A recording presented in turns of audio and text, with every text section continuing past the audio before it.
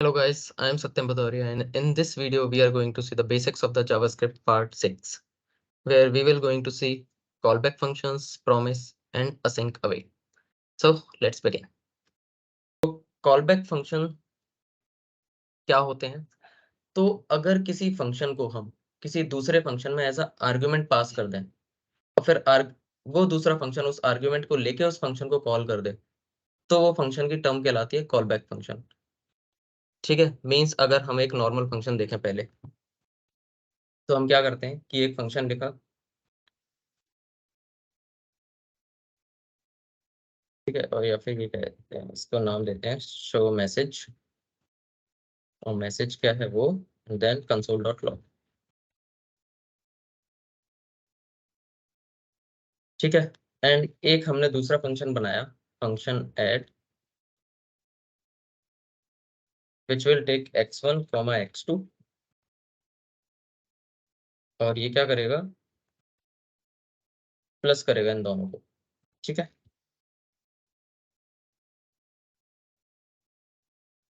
अब मुझे इस मैसेज को शो कराना है तो उस मैसेज को शो कराने के लिए मैं क्या कर सकता हूँ, पहले तो कंसोल डॉट लॉग और यहाँ मैंने कर दिया रिजल्ट।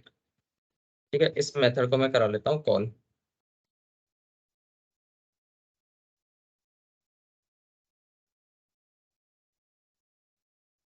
ओके, अगर मैं इसको कॉल कराऊंगा तो ये प्रिंट कर देगा। ठीक है, अब मैंने एक मेथड बना रखा है जिसका काम ही है इस मैसेज को शो करना, तो मैं कंसोल डॉट लॉग की जगह क्या लिखूं, इसको कॉल कर दूं।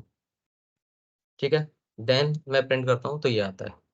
ठीक, अब कॉलबैक फंक्शन यहाँ पे क्या होता है कि मैं ये शो मैसेज मेरे को नहीं पता था कि क्या कर रहा है। ठीक है, तो किसी ने इस शो मैसेज को, अगर हम इससे देखें तो हमने एक मैसेज बनाया शो मैसेज और एक मेथड था हमारा ऐड फंक्शन। हमने क्या किया, इस शो मैसेज मेथड को ऐड के अंदर डायरेक्ट कॉल नहीं किया, बल्कि हमने क्या किया, इस फंक्शन को लिया और ऐड मेथड को कॉल करने के टाइम पे एज अ आर्गुमेंट पास कर दिया, एज अ थर्ड पैरामीटर हमने पास कर दिया। अब ये थर्ड पैरामीटर यहाँ पे आया और हमने इस कॉलबैक मेथड को, मतलब इस कॉलबैक में असाइन हुआ होगा और इसे एज अ मेथड हमने ट्रीट कर लिया। मीन्स अब ये कॉलबैक क्या करेगा, इस मेथड को कॉल करेगा और ये प्रिंट कर देगा। तो अगर मैं एग्जांपल भी यहाँ से देखूं, अब ये शो मैसेज मेरे को डायरेक्ट यहाँ कॉल नहीं करना है, बल्कि इसे मेरे को पास करना है यहाँ से।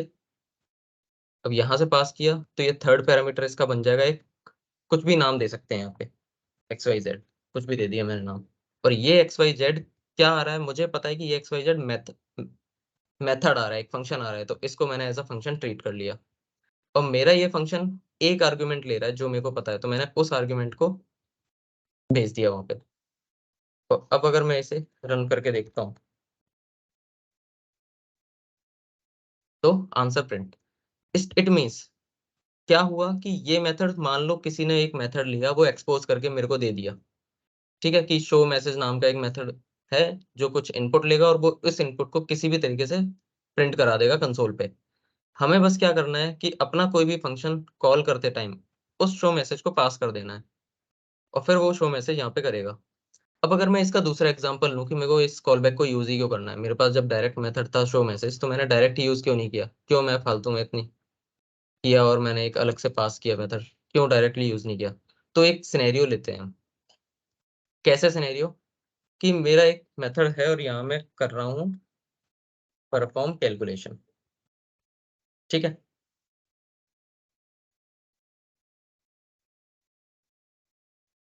ये परफॉर्म कैलकुलेशन क्या करेगा, ऐड ही करेगा, हमें उससे मतलब नहीं है। लेकिन ये अलग अलग टीम इस मेथड को यूज करेंगी, पर उन टीम्स के अलग अलग मेथड हैं कंसोल पे प्रिंट कराने के।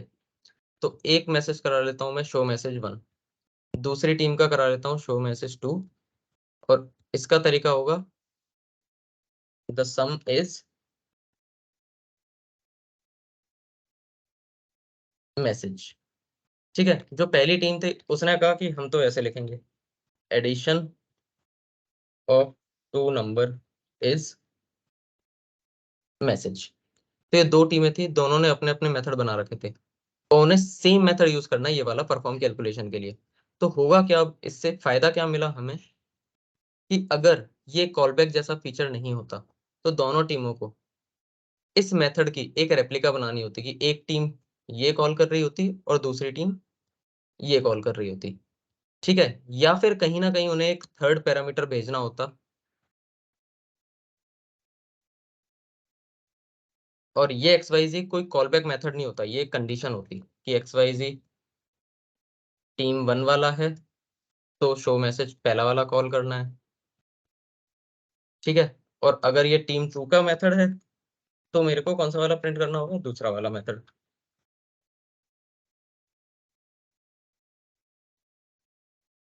तो इस तरह से मैं ऐसे यूज़ करता, इफ कंडीशन लगा के, ठीक है? और फिर जब ये टीम कोई कैलकुलेट करती इसे या पहली टीम का मैसेज प्रिंट कराना है, तो ये कराना पड़ता मुझे, ठीक है? एडिशन ऑफ नंबर दिस और अगर दूसरी टीम का मैसेज प्रिंट कराना है, तो मुझे इस तरह से भेजना होता। लेकिन अब इससे हुआ क्या कि अगर 4 टीमें और हुईं, उन्हें अपने अलग-अलग मेथड शो करने हैं, तो मेरे कंडीशन इंक्रीज़ होती जाएँगी एल्स इफ, राइट? लेकिन इसके लिए अगर हम इसे कॉलबैक से रिप्लेस करें, तो मेरे को बस क्या करना होगा? इस एक्स-वाई-ज़ेड को मैं मान के चलता हूँ कि ये एक मेथड आएगा मेरे पास, तो मैं इस मेथड को डायरेक्ट कॉल कर सकता हूँ। बाकी कंडीशन हटा दी मैंने, ठीक है? और यहाँ पे मैं सिर्फ़ अब डिपेंड करेगा कि मेरे को कौन-सा मेथड कौन से मेथड से वैल्यू प्रिंट करानी है, तो शो मैसेज से करानी है तो इससे करा लेंगे और अगर दूसरी टीम को कराना है तो वो इस तरह से कॉल कर लेगा। मीन्स अब उन्हें इस बात की टेंशन नहीं है कि जो एक्चुअल मेथड किसी ने बनाया हुआ है, उसमें जाके उन्हें अपना कोड चेंज करना है। वो उनकी हेडेक खत्म, उन्हें बस अपने मेथड की रेफरेंस भेजना है और वो method as it is call हो जाएगा, ठीक है? तो ये कॉन्सेप्ट है कॉलबैक मेथड्स का कि आप किसी भी मेथड को दूसरे मेथड में एज़ अ आर्गुमेंट पास कर सकते हो और फिर व उस आर्गुमेंट का रेफरेंस मेथड है, तो उसे एज़ अ मेथड हम कॉल कर सकते हैं उस मेथड के अंदर। तो ये कॉलबैक मैकेनिज़्म है।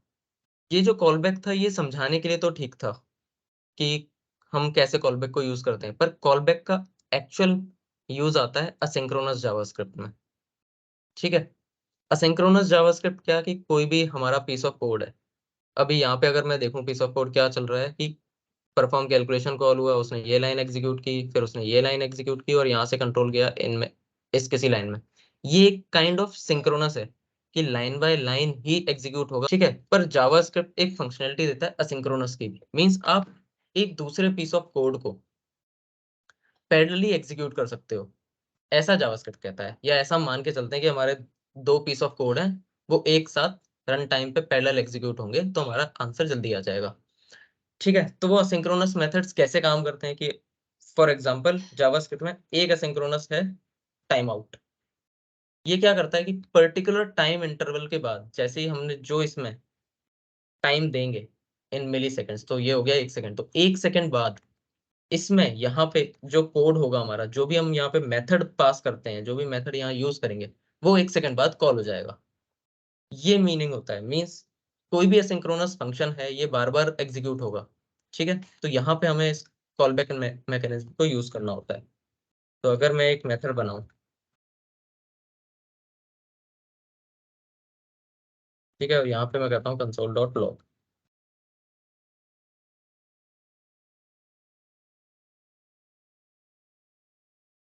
ठीक है? अब इस शो कंसोल को मैं यहाँ पे कह रहा हूँ कि 1 सेकंड बाद ये प्रिंट हो जाए, ठीक है? सेट टाइम आउट का काम ही ये है कि जितना हमने यहाँ पे टाइम मेंशन किया है, उस टाइम बाद ये फंक्शन एग्ज़ीक्यूट हो जाए। मीन्स ये फंक्शन अगर मैं इस सेट टाइम आउट को यूज़ ना करूँ और ऐसे लिख देता, तो ये फंक्शन क्या करता, जिस टाइम पे मैंने इसे एग्ज़ीक्यूट किया उसी टाइम पे ये प्रिंट कर देगा। लेकिन टाइम आउट यूज़ करने का बेनिफिट क्या है कि 1 सेकंड बाद मेरे को कुछ टाइम बाद इसको प्रिंट करना है। जैसे ही रन किया तब नहीं, पर कुछ टाइम बाद।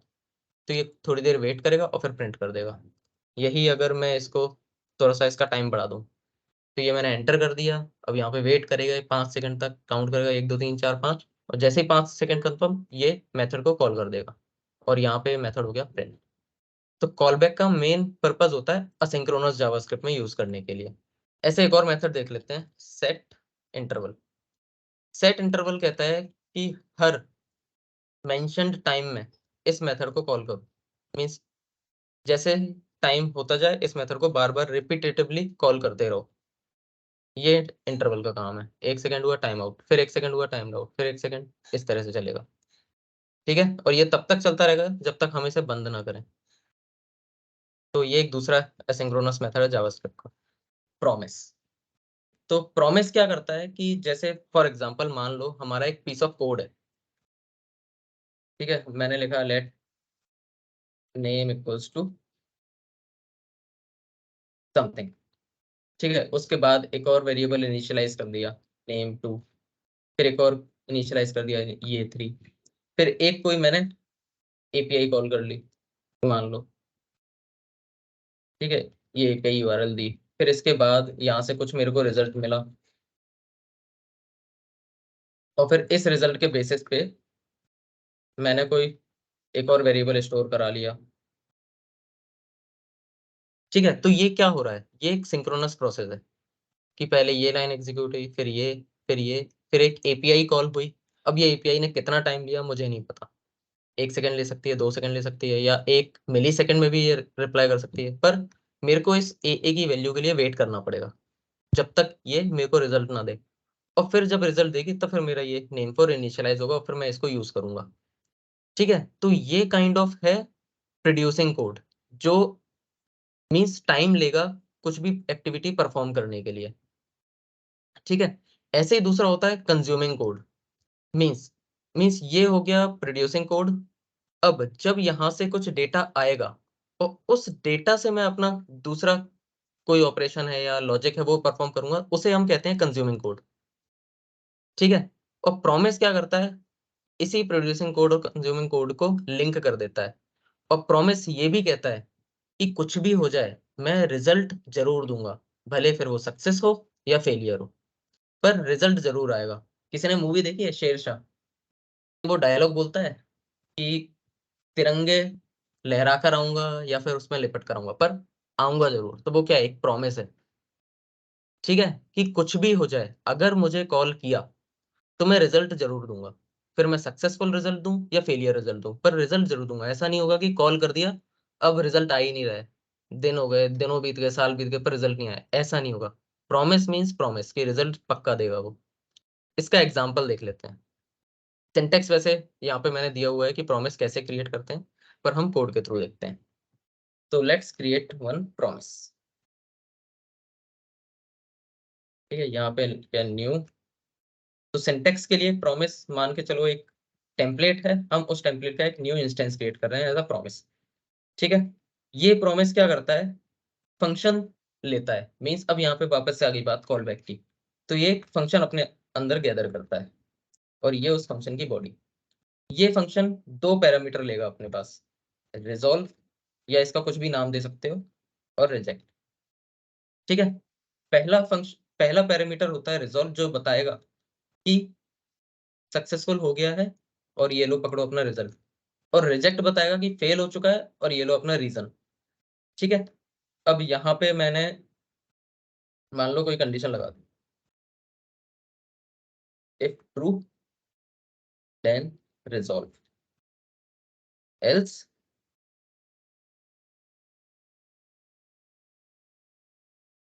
रिजेक्ट। ठीक है? अब इस ये मैंने प्रॉमिस तो बना दिया। अब इस प्रॉमिस को हम यूज़ कैसे करते हैं? प्रॉमिस लिखा मैंने, डॉट देन। ठीक है? प्रॉमिस रिटर्न हुआ है, तो ये देन हमें कॉल करना है। देन का जो पहला पैरामीटर होता है, देन के पहला पैरम होगा पैरम 1 और दूसरा होगा पैरम 2। और ये पैरम 1, पैरम 2 एक्चुअल में क्या है? रिज़ॉल्व का स्टेटस और रिजेक्ट का स्टेटस। यही है पैरम 1 और पैरम 2। तो ये पैरम 1 हो गया हमारा एक फंक्शन और ऐसे ही ये पैरम 2 हो गया हमारा दूसरा फंक्शन।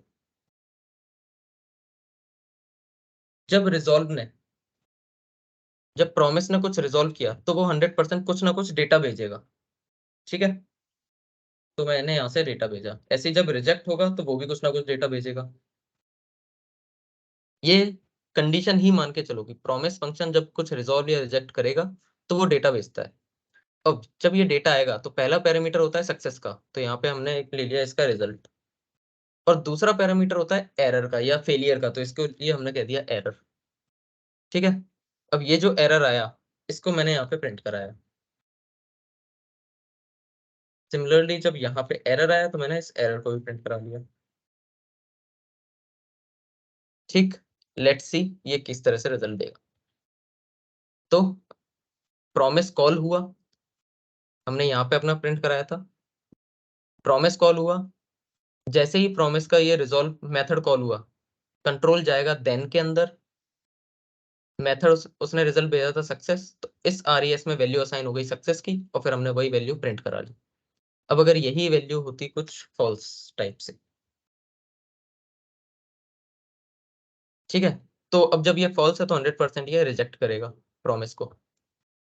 तो ये रिजेक्ट हुआ, रिजेक्ट के केस में क्या होगा, जैसे ये रिजेक्ट हुआ प्रॉमिस से जाएगा ये देन में, और देन का जो सेकंड पैरामीटर है ये कहता है कि मैं एरर ही शो करूंगा।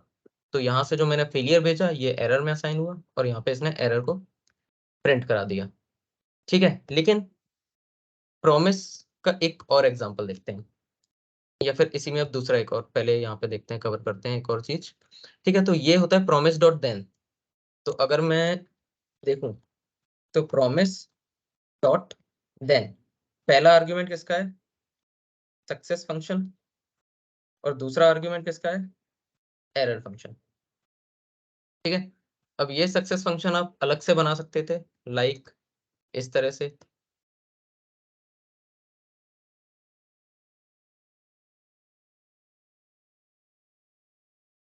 ठीक है, ऐसे ही एरर फंक्शन बना सकते थे।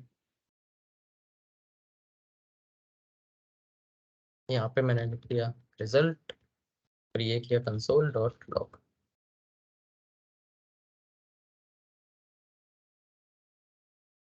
ठीक है, ऐसे ही किया एरर, और ये किया कंसोल डॉट एरर। ठीक है, इसे कर देता हूँ मैं कमेंट। ठीक है, तो ये फेलियर, एंड देन अगर मैं इसे चेंज करूँ तो ये सक्सेस। तो ये ऐसे भी होता है, तो मतलब पहला पैरामीटर देन का होता है सक्सेस का, और दूसरा पैरामीटर होता है फेलियर का। लेकिन इसका एक दूसरा सिनेरियो भी है, वो सिनेरियो ये है कि अगर दूसरा पैरामीटर सेंड नहीं करते हो, ठीक है, तो फिर और अगर सक्सेस का केस है तब तो कोई इशू नहीं है, लेकिन अगर वो केस फेलियर का होता है तो वो एरर थ्रो कर देगा, अनकॉट एक्सेप्शन, क्योंकि हमने इस एरर को हैंडल ही नहीं किया। तो इस एरर को हैंडल करने के लिए हमें कैच यूज करना है, और कैच भी क्या करेगा, एरर फंक्शन को ही कॉल करेगा। अब यहाँ पे हमने हैंडल एरर हैंडलिंग कर रखी है, तो यहाँ पे एरर फंक्शन कॉल हुआ और उसने लॉक करा दी। ठीक है, ये था बहुत बेसिक सा एग्जांपल। अब इसमें लगा देखते हैं कि ये रिजॉल्व रिजेक्ट कंडीशन बेसिस पे कैसे चलता है। तो यहाँ पे मैंने एक वेरिएबल बनाया लेट, या वेरिएबल, ठीक है, x इक्वल्स टू 10। ठीक है, और फिर मैंने यहाँ पे लगाया कि x% 2 इक्वल्स टू 0। तो हम क्या चेक कर रहे हैं कि अगर x की वैल्यू इवन है, ठीक है, और मैं इसे कहता हूँ इज इवन, नाम भी देता हूँ is even.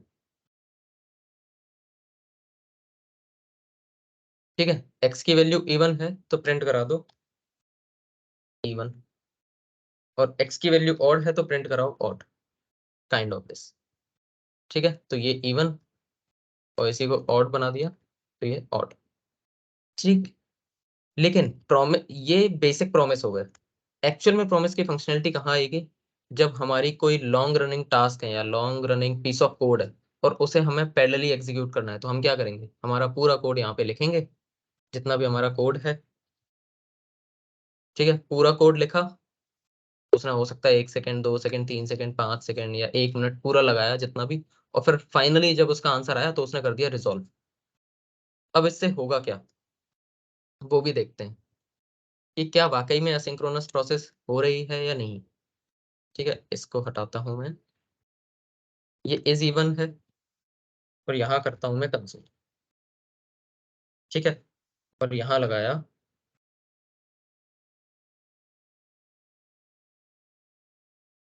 Called before promise. तो इज इवन अगर हुआ, ये यहाँ से आएगा, देन में जाएगा, सक्सेस फंक्शन प्रिंट कराएगा रिजल्ट, तो ये प्रिंट क्या होगा, इवन। फिर इस पे आया कंसोल और फिर इसने कर दिया कॉल्ड बिफोर प्रॉमिस। ठीक है, अगर हमें प्रिज्मा का लॉजिक ना पता हो तो हमारी यही थॉट प्रोसेस होगी, पहले भाई सक्सेस कॉल हुआ तो इसे प्रिंट करेगा और फिर इसे प्रिंट करेगा। पर क्योंकि प्रॉमिस असिंक्रोनस प्रोसेस है, तो ये इज इवन कॉल कर देगा और कॉल करके ही ये क्यू में भेज देगा और सबसे पहले वो इसे एग्जीक्यूट करेगा।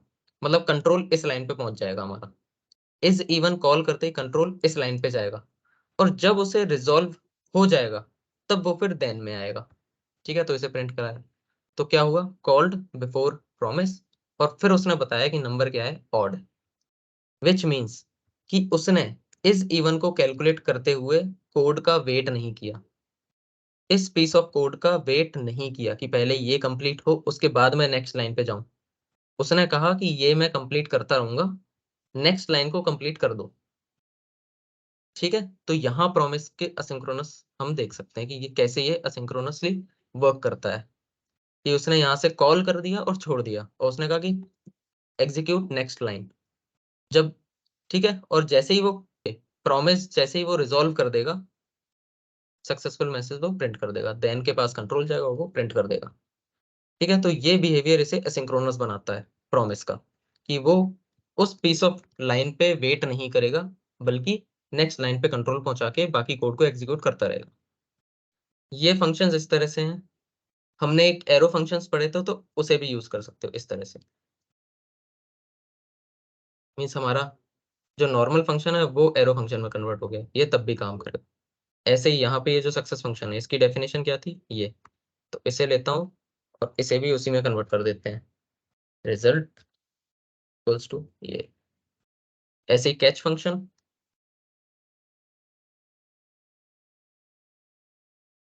एरर, एरो फंक्शन, और ये।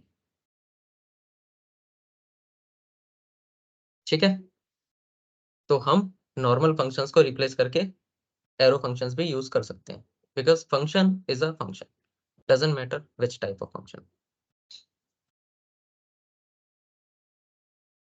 ओके, अब यहाँ पे ये देखो कि जब ये इज इवन मैंने कॉल किया, कंट्रोल देन पर आया, देन के अंदर मैंने कुछ भी रिटर्न नहीं किया, सिर्फ जो भी मेरा कोड आया उस पीस ऑफ कोड को लेके मैंने एक प्रोसेस या लॉजिक को इम्प्लीमेंट किया और वो कोड एग्जीक्यूट हो गया। लेकिन अगर यही चीज मैं रिटर्न कर देता तो ये वैल्यू फिर कहाँ जाती, पॉइंट है या नहीं। ठीक है, तो ये वैल्यू अब जाएगी एक दूसरे देन में, मीन्स यहाँ पे हम जितने चाहें उतने देन लगा सकते हैं, बस शर्त है कि जब ये देन की प्रीवियस देन कुछ ना कुछ रिटर्न कर रहा हो, क्योंकि अगर कुछ रिटर्न नहीं किया तो फिर इसकी वैल्यू अनडिफाइंड हो जाएगी। तो इसे मैं पहले प्रिंट कराता हूँ, ठीक है, और यहाँ पे जो मेरा रिस्पॉन्स आया इसको मैं कंसोल कराता हूँ, रिजल्ट, और फिर रिटर्न करते ही कह देता हूँ कि नंबर इज इवन, ये रिटर्न करता हूँ। ठीक है, अब देखते हैं ये वाला क्या प्रिंट करता है और ये वाला क्या प्रिंट करता है।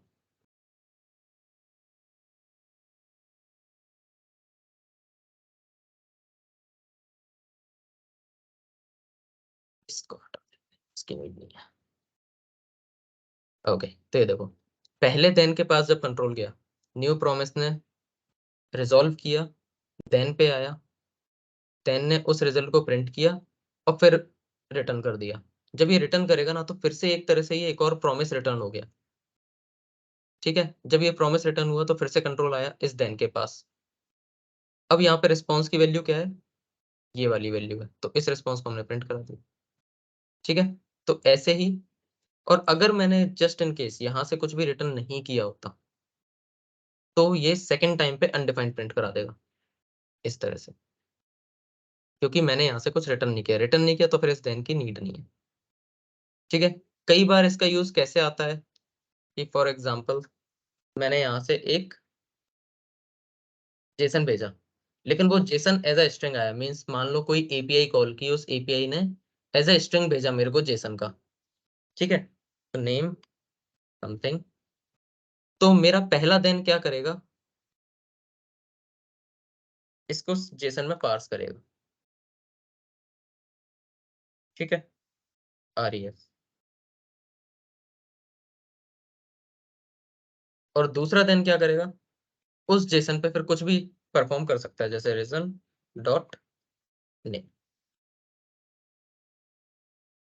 अगर ये जेसन पार्स नहीं किया होता इसने, और अगर मैं डायरेक्ट इसको यूज करने का ट्राई करता, आरईएस डॉट नेम, अब क्योंकि आरईएस क्या आ रही है, स्ट्रिंग, तो स्ट्रिंग आ रही है तो वो अनडिफाइंड देगी, राइट।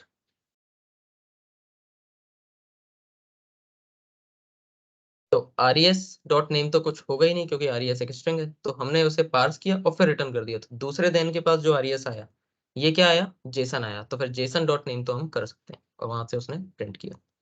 तो कई बार मल्टीपल देन का यूज ये होता है कि हमने यहाँ पे कुछ पीस ऑफ कोड लिया, उसे एग्जीक्यूट किया, और फिर उससे हमने कुछ रिटर्न कराया जो हमें दूसरे पीस ऑफ कोड में कॉल करना है।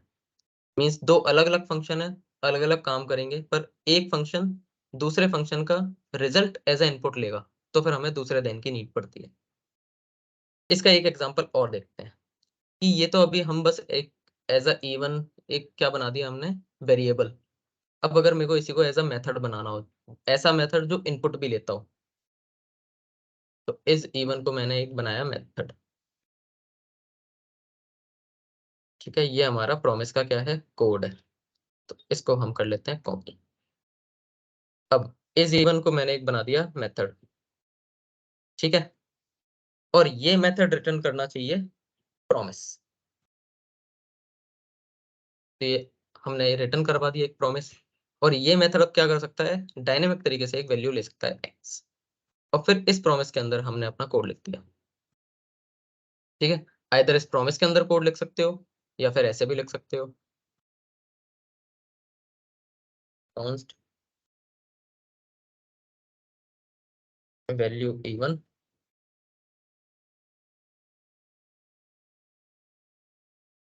ठीक है, ऐसे लिखा, और फिर हम इसे यूज कर सकते हैं यहाँ पे, ठीक है। ये हमारा एक पीस ऑफ कोड है जो टाइम लेगा, और फिर जब ये पीस ऑफ कोड एग्जीक्यूट हो जाएगा तो हम एक प्रॉमिस रिटर्न कर देंगे, काइंड ऑफ थिंग्स है, ठीक है। लेकिन मोस्ट प्रोबेबली हमारा ये कोड प्रॉमिस के अंदर ही होना चाहिए। वाई, रीजन कि अगर हमने ये ऊपर लिख दिया कोड, अगर ये कोड हमने ऊपर लिख दिया, तो इज इवन मेथड कॉल होते ही पहले ये इस लाइन को एग्जीक्यूट करेगा, उसके बाद प्रॉमिस के अंदर जाएगा।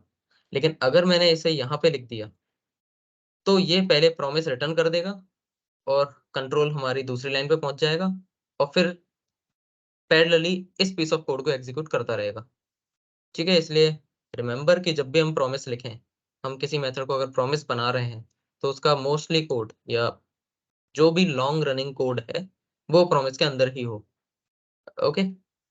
तो यहाँ पे हमने ये लिखा, अब मैं इस इवन को यहाँ पे कॉल कर देता हूँ, ये किया 10, लेट्स रिमूव दिस,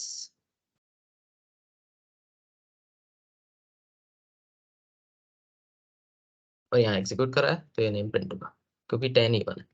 इसी को मैं अगर ऑड नंबर ले लेता, तो ये ऑड प्रिंट हो गया, ठीक है।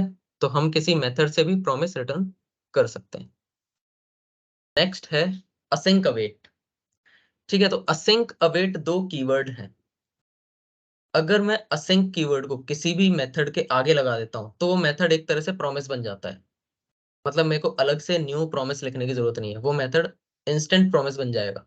मींस मैं उस मेथड को यूज करके देन यूज कर सकता हूँ, इस तरह से जैसे हमने प्रॉमिस में देखा था कि मेथड नेम लिया और फिर डॉट देन लगा के उसका रिस्पॉन्स हमें मिला। पर किसी भी मेथड के आगे असिंक लगा दिया तो वो प्रॉमिस की तरह बिहेव करने लगेगा। दूसरा होता है अवेट। अवेट क्या करेगा, कोई भी प्रॉमिस फंक्शन हो या प्रॉमिस हो, उसको वेट करेगा जब तक वो रिजॉल्व या रिजेक्ट ना हो जाए। मींस अगर मैंने यहाँ पे result equals to await promise किया, तो कंट्रोल अगली लाइन पे तभी जाएगा जब ये प्रॉमिस या तो रिजॉल्व हो जाए या फिर रिजेक्ट हो जाए। जैसे कि हमने देखा था कि फंक्शन नेम कॉल होते ही कंट्रोल नेक्स्ट लाइन पे चला गया, और फिर जब रिजल्ट आया तब देन पे कंट्रोल गया।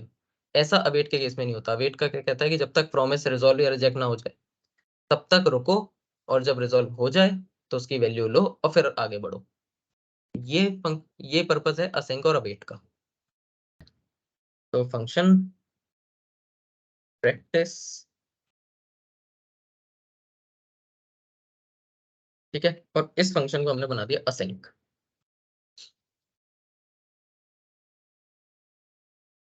पहले असिंक ना बनाते हुए नॉर्मल फंक्शन बनाते हैं और ये क्या करेगा, मेरे को एक रिजल्ट रिटर्न करेगा। Very good। और इसको मैं अब कॉल कराता हूँ, ठीक है? तो नॉर्मल सिनेरियो है और इसके बाद एक कंसोल भी करा देता हूँ।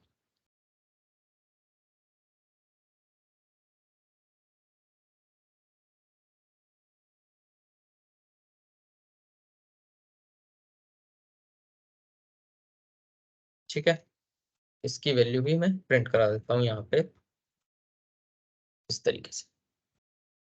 तो इसने क्या किया, प्रैक्टिस मेथड कॉल किया, वैल्यू रिटर्न की, कंसोल कराया और फिर ये प्रिंट हुआ आफ्टर प्रैक्टिस कॉल्ड। अगर मैं इसी मेथड को बना दूं असिंक, तो अब ये क्या करेगा, ये प्रॉमिस रिटर्न करेगा। प्रॉमिस जब रिटर्न करेगा, तो अब मेरे को वैल्यू डायरेक्ट नहीं मिलेगी यहाँ से, ये प्रॉमिस रिटर्न करेगा। तो इस तरह से दे देगा प्रॉमिस, ठीक है? लेकिन अगर मेरे को वैल्यू चाहिए इसकी, तो मेरे को क्या करना पड़ेगा, जो हमारा तरीका था यूज़ करने का, देन,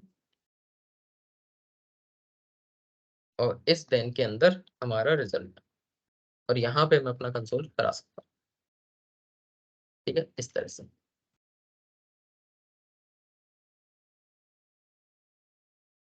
तो अब देखते हैं, तो इसने कहाँ पे गया ये, अच्छा ये मेथड है, ठीक है? तो प्रैक्टिस, अब क्योंकि ये प्रॉमिस में कन्वर्ट हो गया, असिंक कीवर्ड लगाते ही ये प्रॉमिस में कन्वर्ट हुआ, तो प्रैक्टिस मेथड कॉल होते ही कंट्रोल गया इस लाइन पे, और फिर जब ये प्रॉमिस रिजॉल्व हुआ, तब कंट्रोल आया देन पे और उसने प्रिंट किया। तो इसलिए आफ्टर प्रैक्टिस कॉल्ड, और फिर उसने वैल्यू प्रिंट की, ठीक है? तो असिंक बस क्या कर रहा है, इस मेथड को कन्वर्ट कर रहा है प्रॉमिस में, और कुछ नहीं कर रहा है। इससे हमारा क्या बन गया कि हमने ये मेथड कॉल किया, हमारा लाइन बाय लाइन एक कंट्रोल चल रहा था, पीस ऑफ कोड चल रहा था लाइन बाय लाइन, और हमने एक असिंक्रोनस फंक्शन कॉल कर दिया। ये एक सेपरेट थ्रेड में गया और वहां जाके एग्जीक्यूट होने लगा, इररिस्पेक्टिव ऑफ कि हमारा कोड कैसे चल रहा था। तो पहले ये लाइन आया, ये एग्जीक्यूट हो गया, यहाँ पे ये दूसरी लाइन दूसरे थ्रेड में चली गई, फिर ये लाइन आई, एग्जीक्यूट हो गई, और फिर वो दूसरे थ्रेड का जब आंसर आया, तो उसने इस लाइन को एग्जीक्यूट कर दिया, ठीक है? तो ये हमारा असिंक्रोनस फंक्शन हो गया। तो असिंक कीवर्ड क्या कर रहा है, किसी भी फंक्शन को प्रॉमिस में कन्वर्ट कर रहा है, जिससे वो फंक्शन असिंक्रोनसली बिहेव करे, एक काइंड ऑफ पैरेलल एग्जीक्यूशन होता रहे उसका। अब नेक्स्ट देखते हैं अवेट। अवेट कैसे काम करता है? अवेट सिर्फ और सिर्फ असिंक फंक्शन के अंदर ही यूज हो सकता है। हम एक मेथड बनाते हैं रन, और इस मेथड को कर देते हैं असिंक, ठीक है? चाहे तो हम ऐसे भी कर सकते हैं, असिंक फंक्शन रन, ठीक है? या फिर हम एरो फंक्शन भी यूज कर सकते हैं, const run equals to assign, और इस फंक्शन को मैं यहाँ पे कॉल कर देता हूँ। अब हम देखते हैं हमारे, जो हमें देखना है, एक फंक्शन बनाया, उस फंक्शन को मैंने असिंक बनाया प्रैक्टिस नाम का, ठीक है? और ये वैल्यू, ये क्या कर रहा है, एक वैल्यू को रिटर्न। इस प्रैक्टिस को मैंने कॉल किया, मेथड डॉट देन, ये बनाया एरो फंक्शन, और यहाँ पे मैंने कंसोल कर दी इसकी वैल्यू, ठीक है? और फिर मैंने यहाँ पे किया कंसोल डॉट लॉग,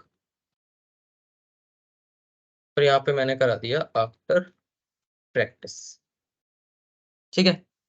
तो असिंक फंक्शन की डेफिनेशन के अकॉर्डिंग क्या होगा, ये प्रॉमिस बना, यहाँ प्रॉमिस कॉल होके, तो पहले ये कंसोल होगा और उसके बाद हमारा ये वाला रिजल्ट कंसोल होगा।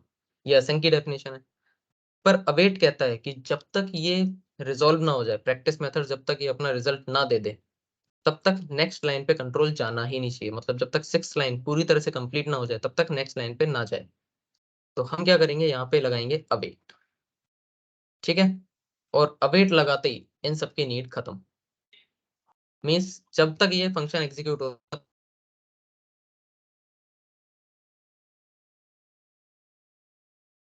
अब अगर हम इसको देखेंगे तो सबसे पहले वैल्यू प्रिंट होगा। सॉरी, वैल्यू प्रिंट करने के लिए हमें क्या करना पड़ेगा, एक वैल्यू असाइन कर लेते हैं इसमें और फिर कंसोल करते हैं।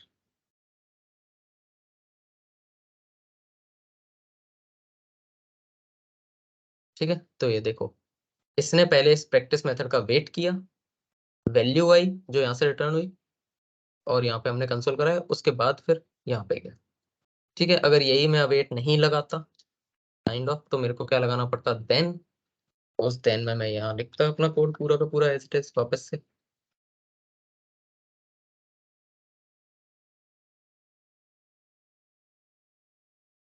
है ना, इस तरह से मुझे लिखना पड़ता।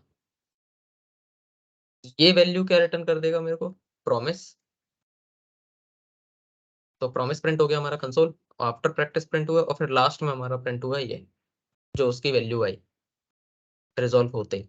लेकिन अवेट का मेरे को बेनिफिट क्या मिला, कि अगर मेरे को लगता है कि वो प्रोसेस उसी लाइन में बाकी कोड के पूरा होने से पहले ही कंप्लीट होनी चाहिए, तो फिर मैं उसको अवेट करूंगा। मैं उससे कहूंगा कि रुको, वेट करो, और फिर उसके बाद एग्जीक्यूट करो नेक्स्ट लाइन। तो यहाँ पे ये असिंक अवेट इस तरह से काम करते हैं। ये डिले एक मेथड बनाया जो प्रॉमिस लेगा और रिजॉल्व कर देगा। इसको हटा देते हैं और इसे भी हटाते हैं।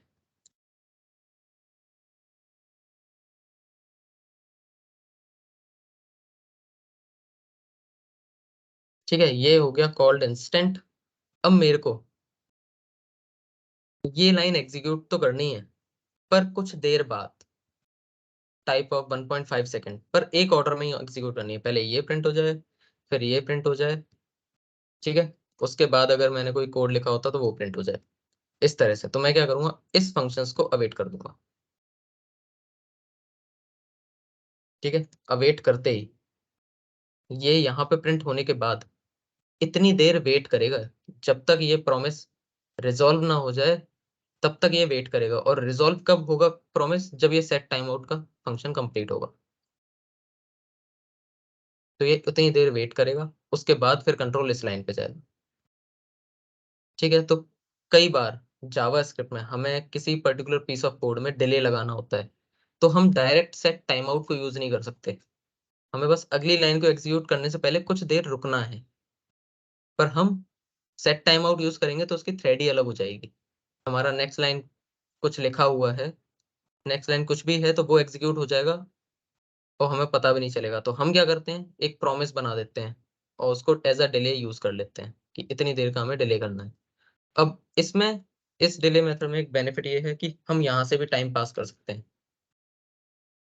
और ये टाइम मैंने यहाँ लिया और फिर इस टाइम को मैंने यहाँ पे यूज कर दिया। ठीक है, अगर मैंने कहा कि सिर्फ 1 सेकंड रुकना है तो वो 1 सेकंड रुकेगा, प्रिंट कर देगा। और अगर मैंने कहा कि 5 सेकंड रुकना है तो 5 सेकंड तक वेट करेगा, और फिर उसके बाद जब 5 सेकंड कंप्लीट हो जाएंगे तब फिर वो प्रिंट करेगा। ठीक है, तो इस तरह से हम एक मेथड्स क्रिएट कर सकते हैं एसिंक्रोनस मेथड को यूज करके एज अ प्रॉमिस, और हम उसे अवेट कर सकते हैं। एक एपीआई कॉल करनी है मुझे। ठीक है, फैच, ये एपीआई मैंने एक बना रखी है, तो इसको मुझे पहले इंपोर्ट करना पड़ेगा।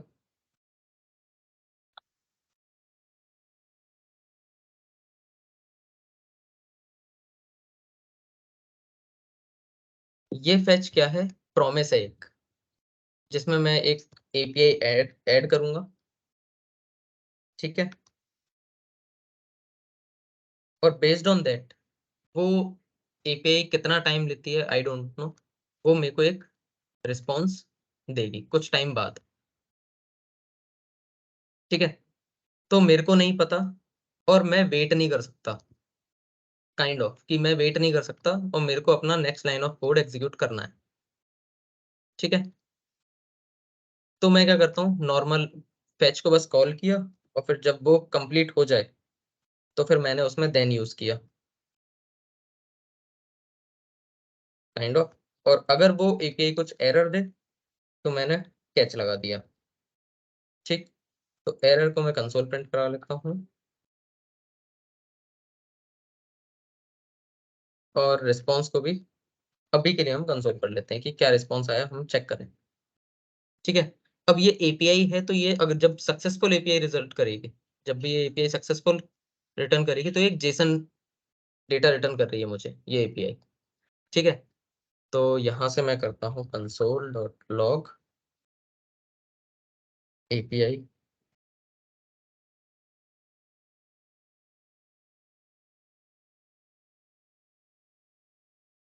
और यहाँ किया मैंने एपीआई कॉल्ड। ठीक है। यहाँ कंसोल कराने से पहले एक और कंसोल करा देता हूँ, रिस्पॉन्स फ्रॉम एपीआई, इस पे भी कर देता हूँ console dot log error from API. ठीक है। तो अब यहाँ पे क्या होगा, कंट्रोल आएगा इस लाइन पे, कॉलिंग एपीआई, एपीआई वो कॉल कर देगा। ठीक है। और यहाँ पे मेरा मैसेज प्रिंट हो जाएगा एपीआई कॉल्ड। जब वो एपीआई पूरी हो जाएगी, मतलब सर्वर साइड पे जो कोड लिखा है वहां पे वो कुछ तो टाइम लेगा, ऐसा तो हो नहीं सकता। अगर लोकल होस्ट से सर्वर पे कोई रिक्वेस्ट जाएगी जस्ट सपोज, तो एक पर्टिकुलर टाइम तो लगेगा ही लगेगा ना, एक जगह से दूसरी जगह जाने पे तो एक वो टाइम लगेगा। फिर सर्वर कुछ प्रोसेस करेगा, प्रोसेस करने के बाद जो रिजल्ट है वो रिटर्न करेगा, फिर वो हमारे पास आएगा। पर मेरा लॉजिक कुछ इस तरह से है कि मानो कि मुझे मतलब नहीं है, कि मुझे उसी टाइम पे डेटा से कोई मतलब नहीं है, मेरा बाकी का कोड एग्जीक्यूट हो जाए, जब डेटा आएगा मैं तब उस डेटा को प्रोसेस कर लूंगा। तो उसके लिए हम नॉर्मल बस फेच कॉल किया, देन लगाया और हमने अपना काम किया।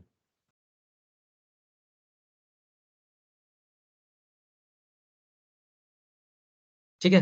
तो कॉलिंग एपीआई, एपीआई कॉल्ड, और फिर जब उसने एपीआई ने रिस्पॉन्स दिया तब यहाँ पे आया कि स्टेटस 200 और रिजल्ट में ये प्रिंट हो गया, रिजल्ट में ये सब दे दिया उसने मुझे। ठीक है। लेकिन अगर यही मेरा कुछ इनवैलिड यूआरएल होती, काइंड ऑफ, मतलब एपीआई एरर दे रही है, तो यहाँ पे आ गया मेरा इनवैलिड एपीआई। ठीक है। मतलब एपीआई गलत थी तो उसने एरर भेज दिया, एपीआई सही थी तो उसने डेटा भेज दिया मेरे को। लेकिन अगर मेरी नीड ऐसी है कि मुझे उसी टाइम पे डेटा चाहिए, मतलब एपीआई जब तक डेटा नहीं दे देती तब तक मेरा कंट्रोल अगली लाइन पे नहीं जाना चाहिए, तो फिर मैं क्या करूंगा, अवेट यूज करूंगा कि जब तक एपीआई का डेटा ना आ जाए तब तक अगली लाइन पे नहीं जाना चाहिए, मतलब वेट करो जब तक डेटा ना आए। तो यहाँ पे हम चेक कर लेते हैं पहले।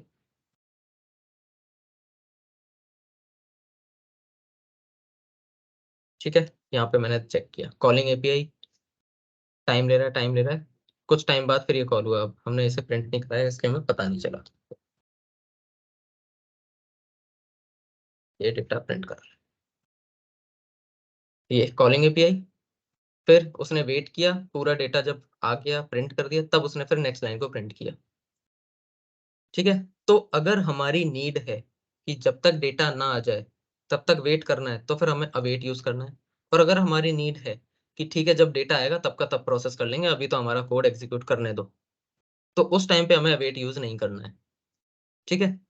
लेकिन जब हम अवेट यूज करते हैं तो फिर हमें एक्सेप्शन हैंडलिंग करनी पड़ती है खुद से, क्योंकि अगर हमने एक्सेप्शन हैंडलिंग नहीं की तो ये एरर देके कोड फेल हो जाएगा इस तरह से। क्योंकि इनवैलिड यूआरएल में हमने देखा था उसने एरर दी थी, तो कैच में हमने उस एरर को हैंडल कर लिया था, पर यहाँ पे कैच हमने लगाया ही नहीं तो एरर हैंडल नहीं हुई।